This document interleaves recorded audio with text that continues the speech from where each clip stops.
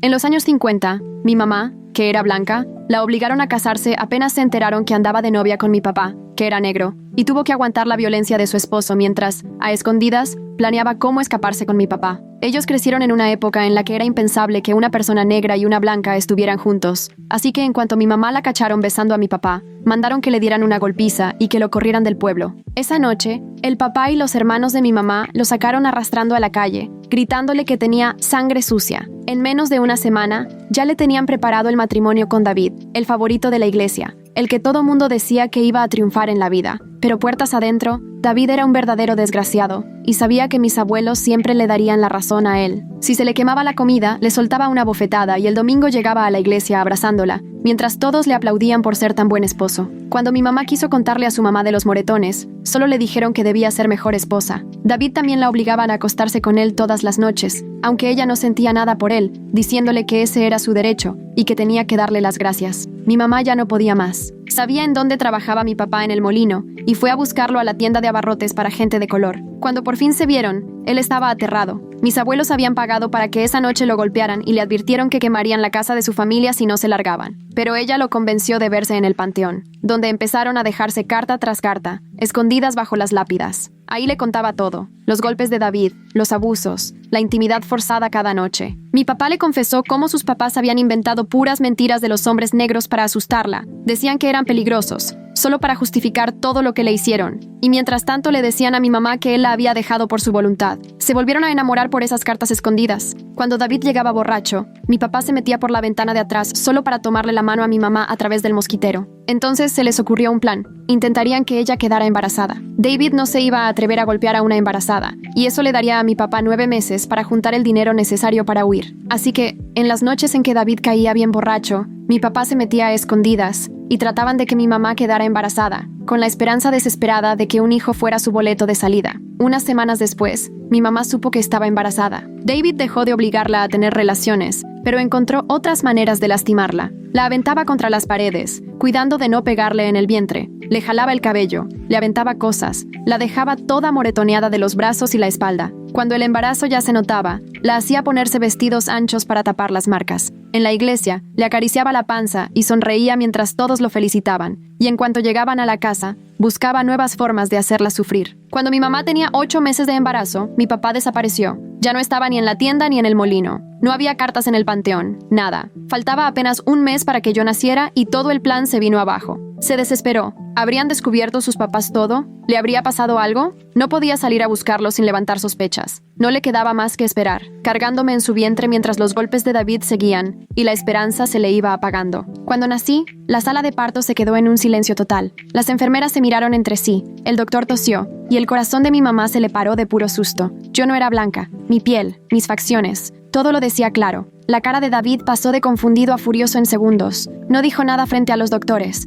Solo vio a mi mamá con una rabia que daba miedo. Mis abuelos se quedaron pasmados en la puerta, viendo cómo toda su mentira se desmoronaba frente a la gente del pueblo. Los murmullos empezaron antes de que salieran del hospital. Ya en la casa, la violencia de David se volvió peor. Mi mamá dice que esa vez la dejó peor que nunca. No pudo ni caminar por días. Apenas podía cargarme para darme de comer. Él repetía que iba a desaparecer la evidencia, que a los bebés siempre les pasan accidentes. Mis abuelos fueron a verla y al ver cómo la dejó, solo les importó tapar el escándalo y cuidar su reputación. Fue en ese momento cuando mi mamá supo que si se quedaba, David acabaría con los dos. Apenas si podía moverse, pero con lo poco que se recuperó, empezó a planear cómo huir. Fue entonces que mi papá llegó a la casa. No explicó dónde había estado, ni preguntó nada al ver a mi mamá toda golpeada ni a mí en sus brazos. Solo vio los moretones, a David tirado borracho en el otro cuarto, y entendió todo. Nos cargó a las 2 y nos subió a la camioneta. En el camino, mi mamá me apretaba contra ella mientras mi papá manejaba rumbo al barrio negro, revisando los espejos sin parar, con la sangre de su labio roto manchando mi cobija. Todo su cuerpo temblaba, no se sabía si de miedo o del dolor. Las calles cambiaron del barrio blanco, bonito, a las farolas apagadas y calles polvosas del otro lado de las vías del tren. Los nudillos de mi papá iban blancos en el volante y le vi las manos llenas de heridas frescas. Por fin, mi mamá,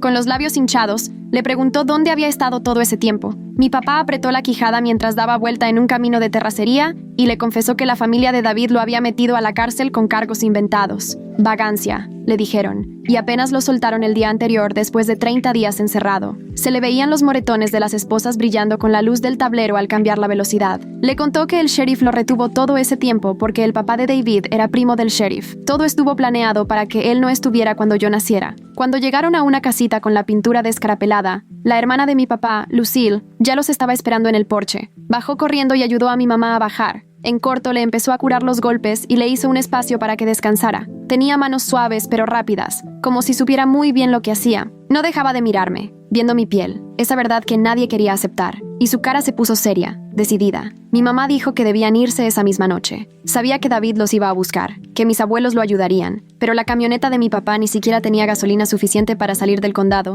y él se había gastado todo en la fianza para salir. Lucille se metió a la cocina y volvió con un frasco lleno de monedas. Aún contándolo todo, apenas alcanzaba para llenar el tanque de gasolina, mucho menos para comida o una noche de hospedaje. Luego contó que un amigo suyo de la iglesia manejaba camiones a Chicago para los rastros. Salía al amanecer, y quizá, por el precio justo, los dejaría subir. Ya le había mandado recado, pero lo primero era sobrevivir la noche. En ese momento, las luces de un coche iluminaron la ventana del frente. Mi papá se asomó por las cortinas y se puso tenso al instante. Era el carro de David, que se estaba estacionando afuera, el motor encendido. Lo vimos tambalearse al bajar, con una escopeta en la mano. Mi mamá agarró un cuchillo de cocina y mi papá empezó a arrimar muebles contra la puerta. David empezó a golpear la puerta, balbuceando amenazas y diciendo que venía a recuperar lo que era suyo, refiriéndose a mamá y a mí. Mis gritos rompieron el silencio de la noche mientras la puerta temblaba bajo sus golpes. Lucille corrió por la parte de atrás para buscar ayuda con los vecinos, pero pude ver por la ventana cómo todos cerraban sus puertas y apagaban las luces. Nadie iba a enfrentarse a un hombre blanco armado, ni aunque fuera para salvar a un bebé. Papá vio a David rodear la casa y acercarse a la ventana trasera. Le dijo a mamá que se agachara conmigo justo cuando David levantó la escopeta. Papá se le fue encima en el momento en que apuntaba, y el disparo hizo añicos la ventana de la cocina. Los vidrios cayeron como lluvia. Se pelearon afuera, en el lodo. Papá forcejeaba para quitarle la escopeta,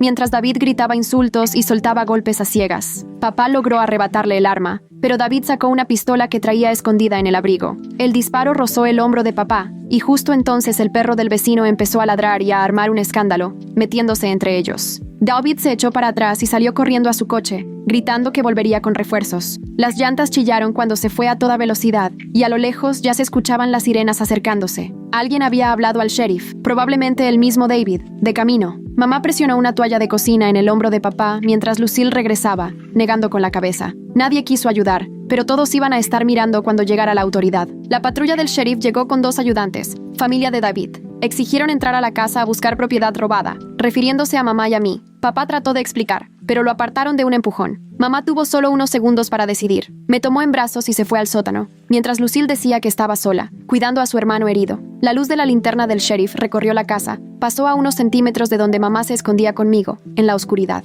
Yo le apretaba el dedo con mi manita mientras ella contenía la respiración. Estaban a punto de arrestar a papá por agresión cuando las luces de un auto iluminaron el patio. Era el pastor de Lucille, que venía con 5 ancianos de la iglesia, todos testigos de la herida de papá y del ataque de David. El pastor habló con el sheriff, eligiendo muy bien sus palabras sobre justicia y equidad, mientras los ancianos solo lo respaldaban en silencio, pero firmes. Al final, el sheriff aceptó dejar libre a papá hasta la mañana, cuando habría una audiencia formal, aunque advirtió, a los que huyen se les aparecen accidentes. La amenaza quedó flotando en el aire cuando se fueron. Mamá salió del sótano y de inmediato notó que el hombro de papá necesitaba puntadas. La herida era profunda y seguía sangrando. Fue entonces que la señora Washington, la vecina de al lado, por fin abrió la puerta. Había estado mirando todo por la ventana y ya no pudo quedarse de brazos cruzados. Ofreció los suministros médicos de su difunto esposo, que había sido doctor de la comunidad antes de morir. Mientras le cosía la herida a papá sin anestesia y él mordía una correa de cuero, dijo que a su propio hijo lo habían linchado por menos de lo que acusaban a mi papá.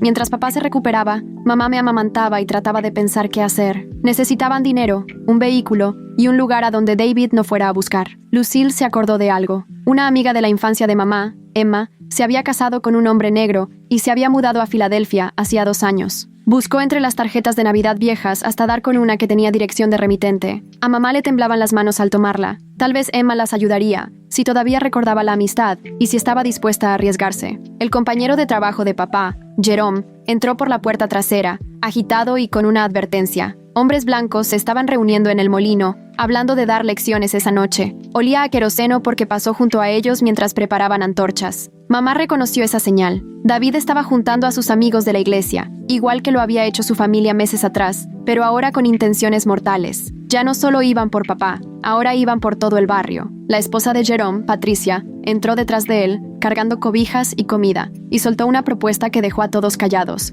La camioneta de su hermano estaba guardada en el granero. Él estaba en la cárcel y no la iba a usar. Tenía el tanque lleno y unos bidones de gasolina que había estado guardando. Mamá escribió una carta desesperada a Emma, mientras papá y Jerome cargaban lo poco que podían llevar. Afuera, cualquier sombra podía ser un hombre armado acercándose. A pesar de todo, yo comía tranquila en brazos de mamá, sin enterarme del peligro que nos rodeaba. La hija adolescente de Patricia entró corriendo, sin aliento, directo de su trabajo de limpieza. Había visto el auto de David en casa de los papás de mamá. Toda la familia estaba cargando escopetas en las camionetas. Lo que fuera a pasar, sería pronto. Por la ventana ya se veían las primeras luces de antorchas avanzando, como luciérnagas de odio, en línea hacia el barrio negro. Mamá insistió en ir a casa de sus papás por el anillo de su abuela, que tenía escondido ahí, lo único de valor que podía servir para comprar su libertad. Papá vio en sus ojos que ya no era miedo, sino desesperación, y ella le explicó exactamente dónde lo había guardado años antes, dentro de su muñeca de la infancia, en el ático. Al principio él se negó, pero mamá le dio la ubicación con todos los detalles. Si él iba solo, llamaría menos la atención que si ella aparecía en casa de sus padres. Papá aceptó cuando Mary, la hija de Jerome que trabajaba de sirvienta en casas de blancos, llegó corriendo con más noticias. Había visto a David en la oficina del sheriff, presentando cargos de secuestro contra papá. Ahora la ley estaba en su contra, y salir de ahí era todavía más urgente. Patricia sugirió algo que a mamá le revolvió el estómago: oscurecerme la piel momentáneamente con jugo de nogal, para que si las detenían, pudieran pasar por negras las dos. Las lágrimas de mi mamá resbalaban mientras manchaba mi piel perfecta, y cada pasada era como traicionar todo en lo que ella había creído. Mi papá llevó a Willie, el hijo adolescente de Jerome, como si nada, simulando que iban a dejar ropa limpia al barrio blanco justo cuando los tipos con antorchas se juntaban en el puente que dividía el pueblo. Cargaron una canasta de sábanas limpias en el carro de Jerome, pero debajo escondieron herramientas, por si había que forzar una entrada. Mientras tanto, la patrulla del sheriff andaba rondando el barrio negro y su ayudante gritaba por el altavoz, exigiendo que devolvieran a la mujer y a la niña blancas secuestradas. Mi mamá se quedó conmigo bien abrazadas en la casa, mientras Lucille reunía a las de la iglesia. Se pusieron en círculo alrededor de la casa,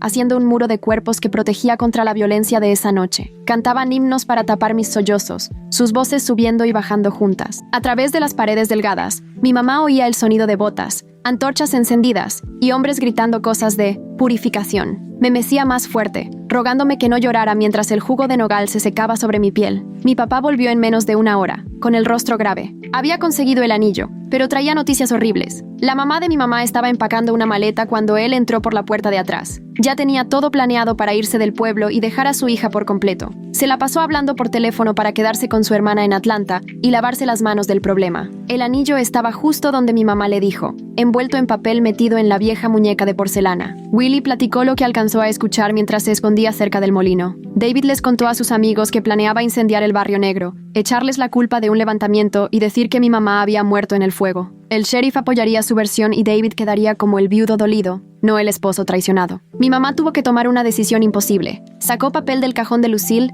y escribió una carta confesando el amorío, esperando darle a David un motivo para el divorcio que le hiciera creer que tenía el control. Cada palabra era como si se tragara vidrio, porque sabía que podían voltearle todo en su contra. Cuando el reloj de la iglesia marcó la medianoche, las antorchas ya estaban a 3 cuadras, y los gritos sobre purificación sonaban cada vez más cerca, mientras los carros del sheriff bloqueaban las salidas. Las manos de mi papá temblaban al leer la confesión de mi mamá, entendiendo lo que entregaba, pero sabiendo que David no quería un divorcio, sino venganza. Se le llenaron los ojos de lágrimas mientras doblaba la carta con cuidado y la guardaba en la bolsa de su camisa. La señora Washington llegó tocando la puerta trasera, con la cara marcada por la vida y una urgencia que se notaba aunque estuviera oscuro. Les contó un secreto guardado por años. Su sótano conectaba con los drenajes pluviales, porque su esposo había hecho esa ruta tras el asesinato de su hijo, pensando que un día alguien más la podría necesitar. Los llevó a su casa y les mostró el panel oculto detrás de los estantes llenos de frascos. El túnel era angosto y húmedo, pero desembocaba en la bodega de algodón abandonada, a 6 cuadras de ahí.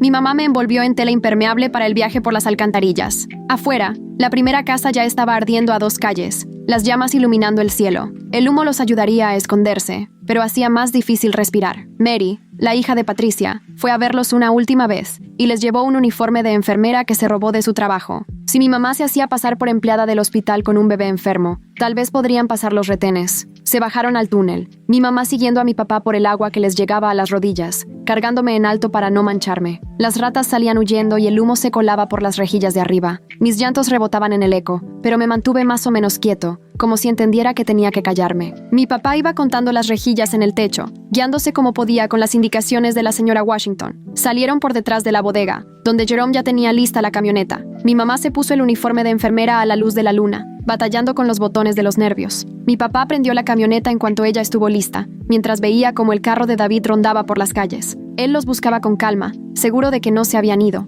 Estaban en un juego de gato y ratón, esperando el momento justo para encender el motor. De la oscuridad salió Willie con una noticia que los dejó helados. El sheriff había arrestado a Lucille y al pastor por ayudar a fugitivos, pero al menos la distracción quitó recursos de la persecución. Los sacrificios iban sumándose por su libertad. Mi mamá le hizo prometer a mi papá que, si los atrapaban, él escaparía conmigo mientras ella enfrentaba a David para darles tiempo. Sabía lo que eso significaba, pero igual lo decidió. Tomaron caminos secundarios hacia la línea del condado, mi mamá meciéndome mientras mi papá manejaba con las luces apagadas y guiándose solo por lo que recordaba. Cada sombra podía ser un retén, cada luz lejana significaba peligro. El motor de la camioneta parecía retumbar en la noche tan callada. Al rato apareció un retén. Los agentes del sheriff detenían todos los carros. Mi mamá se hizo pasar por enfermera agotada y mi papá por camillero rendido. Ella me pellizcó sin que se notara para que llorara y su versión fuera más creíble. El agente me alumbró la cara con la linterna y se detuvo, viéndome la piel. Mi mamá, sin perder tiempo, dijo que el papá era un doctor italiano del hospital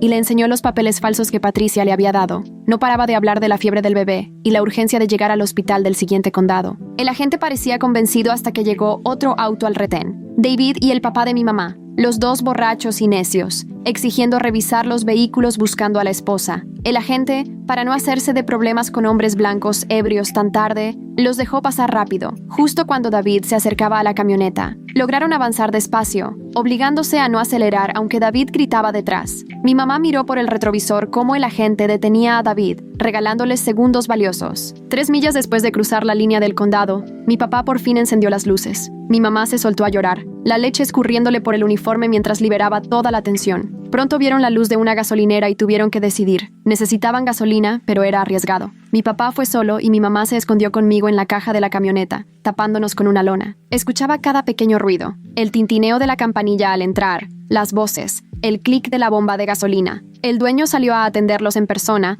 y en ese momento, el corazón de mamá se detuvo, pero en vez de llamar a la policía, les llenó el tanque y hasta les dio unas latas extra, negándose a aceptar el pago. Ella alcanzó a oír que le decía a papá, «Solo saca a tu familia de aquí». Fue un gesto de humanidad inesperado en medio de tanto horror. Mientras se alejaban de la gasolinera, vieron pasar una patrulla a toda velocidad rumbo al pueblo. La radio de la camioneta soltaba chispazos con reportes de incendios y anuncios de que la Guardia Nacional ya se estaba moviendo. El plan de David funcionaba, pero ellos ya estaban fuera de su alcance. Mamá revisó la pañalera y encontró un billete de $50 envuelto en una nota. La señora Washington había logrado colar sus ahorros en medio del caos, entendiendo el precio de la libertad y el peso de la pérdida. Cuando cruzaron a Tennessee, el amanecer los recibió. Mamá me amamantaba mientras la camioneta seguía en movimiento, y papá luchaba por no quedarse dormido. La herida del hombro manchando las vendas, sangre y leche mezclándose, la vida aferrándose con todo. En la radio decían que había un levantamiento negro en su pueblo, 3 muertos y una mujer blanca secuestrada que seguía desaparecida. La versión de David se volvía la historia oficial, borrando la verdad de lo que realmente pasó. Mamá entendió que ya nunca podrían volver a comunicarse con nadie de allá. Todos los que les habían ayudado estaban en riesgo de represalias, o algo peor. Lucille, el pastor, la señora Washington, todos pagando el precio de su bondad. El peso de esa deuda le apretaba el pecho casi tanto como mi cuerpo pequeño. Papá miró el retrovisor y su expresión se endureció. Un sedán oscuro los venía siguiendo desde que cruzaron la frontera estatal, manteniendo la distancia exacta cada vez que daban vuelta. En un crucero, mamá no lo dudó y le indicó a papá que tomara rumbo a Memphis, en vez de seguir al norte, con la esperanza de perder al perseguidor entre el tráfico de la ciudad. El sedán no se despegaba y papá tenía que maniobrar entre camiones repartidores. Mamá alcanzó a ver la central de autobuses y se le ocurrió un plan desesperado. Iban a dejar la camioneta en un barrio negro y separarse. Ella y yo tomaríamos un camión de la ciudad y papá caminaría en dirección opuesta, haciéndose pasar por señuelo. Se estacionaron detrás de una iglesia bautista y compartieron un beso que sabía a despedida, a sangre, lágrimas y esperanza desesperada. Mamá subió al camión conmigo, escondida entre ropa sucia, y se sentó cerca de unas mujeres negras que iban a trabajar en casas ajenas. Rezaba para que yo no me despertara, que el tinte de nogal en mi piel no se despintara, que el sedán hubiera seguido a papá en vez de a ella. El camión arrancó y mamá miraba la calle por la ventana de atrás. No se veían señales del sedán, pero no había forma de saber si todo había salido bien hasta que pudieran reunirse, si es que lo lograban. Al llegar a la estación del tren, mamá usó el dinero de su anillo para comprar un boleto hacia el norte. Las manos le temblaban mientras el de la taquilla me miraba con desconfianza, pero el ajetreo de la mañana la cubrió un poco. En la sala de espera para gente de color, una mujer amable se ofreció a cargarme un momento mientras mamá iba al baño. Ese primer contacto suave de una extraña, después de tantos días, le sacó lágrimas de nuevo. Papá apareció al fondo del andén. Había logrado despistar al perseguidor entre la gente de Beale Street en la mañana. Subieron al mismo tren, pero en vagones separados. Mamá fue en el vagón de personas de color, aunque era blanca. Era más seguro pasar desapercibida ahí que arriesgarse en el vagón de blancos. Se sentó al fondo, abrazándome fuerte mientras los otros pasajeros se acomodaban. El conductor pasó revisando boletos y, al ver a mamá y donde estaba sentada, se detuvo. Antes de que dijera algo, una viejita negra declaró sin vacilar: «Es mi nuera». Justo cuando el tren arrancaba y 2 patrullas llegaban a la estación, nadie supo si era por David o por rutina. Apenas se salvaron por minutos. Otra vez. La señora que defendió a mamá le tomó la mano con ternura, entendiendo todo sin palabras. Había visto a demasiadas familias mezcladas escapar al norte como para no reconocer la situación. Mamá dormía a ratos mientras el tren las llevaba rumbo a Filadelfia, hacia Emma, hacia lo que esperaba fuera un lugar seguro. 20 horas después, la estación de Filadelfia se levantaba grandota y seria. Mamá apretaba en la mano la dirección de Emma, rezando para que su amiga de la infancia la recordara y la ayudara. Yo empezaba a ponerme inquieta de hambre y el tinte de nogal ya se despintaba en algunos lugares. Papá salió del vagón de gente de color viéndose fatal. La fiebre de la herida infectada lo hacía tambalear, pero alcanzó a sonreír al vernos juntas y vivas. Ya afuera, un taxista negro vio el estado en el que estábamos y ni preguntó,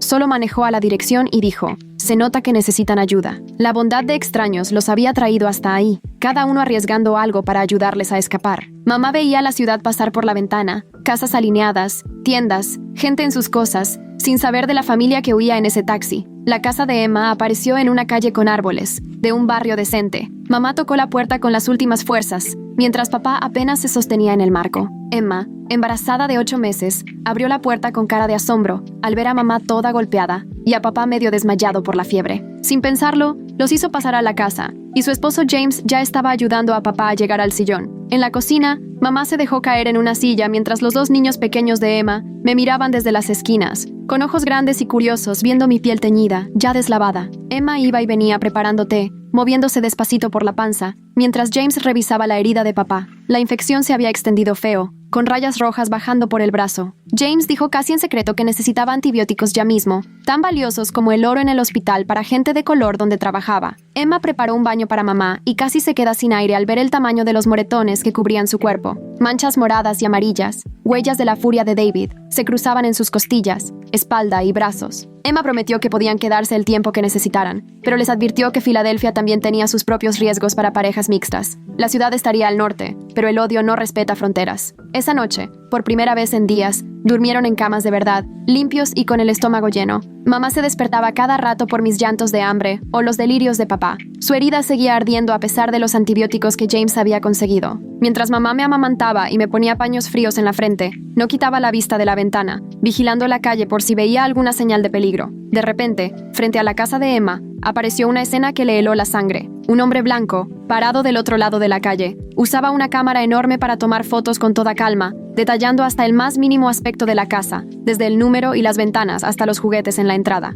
Mamá reconoció de inmediato esa mirada de cazador que ha encontrado a su presa. Emma también lo ubicó enseguida. Era el investigador privado que merodeaba por los barrios donde vivía gente mezclada, vendiendo informes a familias del sur que buscaban parientes perdidos. El año anterior había provocado que al menos 3 parejas mixtas fueran devueltas a los estados del sur. Aunque sus tarjetas decían que ofrecía servicios discretos de reunificación familiar, todos sabían muy bien a lo que se dedicaba. James pensó en llamar a la policía, pero mamá sabía que no serviría de nada. Siendo una pareja mixta con un bebé, en vez de ayudarlos, bien podían arrestarlos por cualquier pretexto. Ese investigador era demasiado listo para meterse en problemas. Solo se dedicaba a juntar pruebas y venderlas al mejor postor. Era casi seguro que David ya sabía dónde estábamos. Al día siguiente, la fiebre de papá bajó, pero seguía tan débil que no podía viajar. Mamá estaba entre la espada y la pared. o se quedaba y arriesgaba a que David los encontrara, o me salvaba a mí dejando atrás a papá. Cada hora que pasaba las cosas se ponían más peligrosas. El investigador no se iba, y de vez en cuando se acercaba para mirar dentro del patio.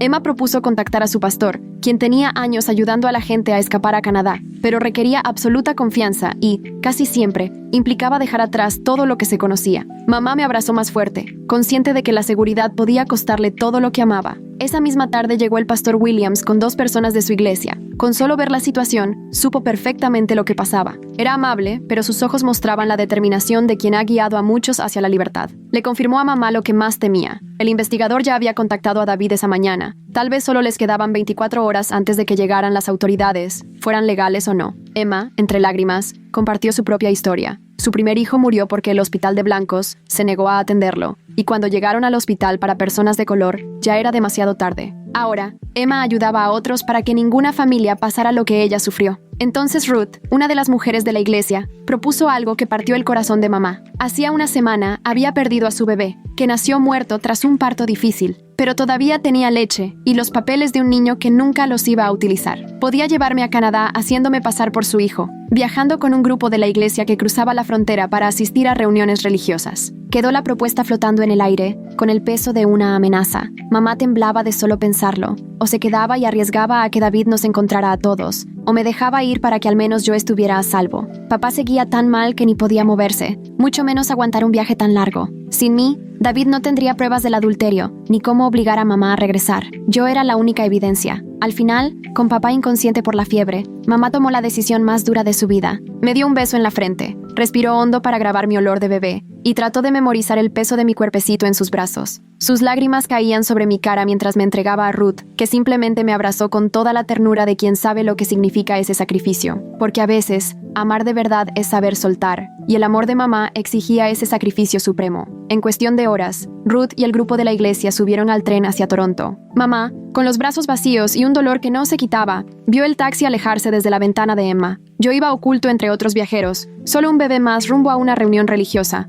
En los papeles, el hijo de Ruth vivía, y ese era yo. David llegó la noche siguiente como una tempestad, con el primo del sheriff y 2 matones armados, todos con papeles legales y armas apenas escondidas. Golpearon la puerta de Emma y exigieron entrar, pero solo encontraron a mamá y papá. No había bebé ni forma de probar el adulterio. David, furioso, revisó hasta el sótano, pero sin evidencia, se le cayó toda su estrategia. Sin pruebas, no podía obligar a mamá a regresar. Y yo, el bebé mestizo, era su única carta para el divorcio o cargos criminales. Le apretó el brazo con tanta fuerza que le dejó nuevos moretones y le susurró amenazas de que nunca estaría a salvo, que algún día se iba a vengar. Pero el esposo de Emma había previsto todo. Avisó al periódico de la comunidad afroamericana y ya tenían a un fotógrafo listo para documentar cualquier ataque. David podía controlar la historia en su pueblo, pero aquí la mala fama valía más. No se atrevió a llegar a la violencia. Terminó escupiéndole a los pies a mamá, apretando los puños sin animarse a usarlos y prometiendo que siempre la vigilaría, esperando que cometiera un error.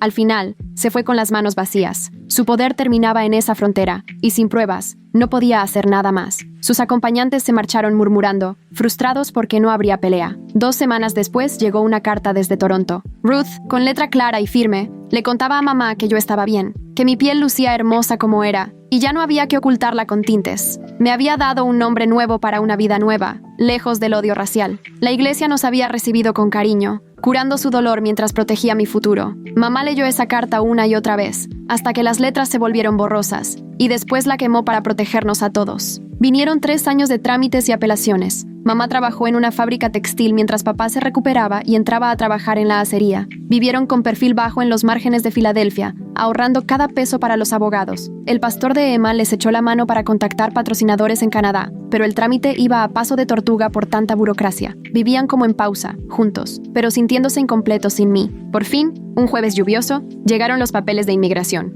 A mamá le temblaban las manos mientras leía la carta de aprobación, como si no se atreviera a creer que por fin era verdad. Menos de un mes después, ya estaban en el muelle, listos para subirse al barco rumbo a Halifax. Emma los despidió con un abrazo, y sus hijos, que ya estaban grandes, solo les dijeron adiós con la mano. La red de apoyo que los había salvado seguiría echándole la mano a más personas. El silbato del barco retumbó mientras subían por la pasarela. Mamá apretaba fuerte su bolsita con las pocas cosas que llevaba y los papeles que iban a reunirnos. El hombro de papá, marcado con cicatrices para siempre, seguía firme mientras entraban a esa nueva vida. Frente a ellos, el mar parecía no tener fin, con las olas grises llevándolos hacia un lugar donde su amor ya no era motivo de delito. 2 semanas después, entre la neblina de la mañana, apareció la silueta de Toronto. Ruth ya los esperaba en la oficina de inmigración, agarrada de la mano de un niño de 3 años que ni se acordaba de la mujer que corría hacia él. Pero en cuanto mamá me abrazó, algo en lo más profundo de mí reconoció de inmediato su olor, el latido de su corazón y el sonido de su voz quebrada de pura alegría. Papá nos rodeó a los dos con sus manos fuertes, y por fin, nuestra familia estaba junta otra vez, en un país donde un matrimonio mixto era simplemente un matrimonio. En nuestro depa chiquito de Toronto, mamá veía cómo papá me enseñaba a caminar sin miedo. Ya no tenía que esconder el color de mi piel, ni sentir vergüenza, ni pedir disculpas. Mamá le escribió una última carta a Emma, tratando de explicarle que la libertad se sentía como poder respirar sin estar contando cada respiro. El precio fue altísimo. Amigos, familia, el hogar, 3 años de mi infancia. Pero ese precio lo pagamos juntos, aún estando separados. Ahora yo crecería en un lugar donde amar no era un crimen, y sobrevivir no significaba escoger entre la familia y la seguridad. Las cicatrices ahí quedaron, por dentro y por fuera, pero al final, tener cicatrices solo significa que logramos sobrevivir. Sobrevivimos.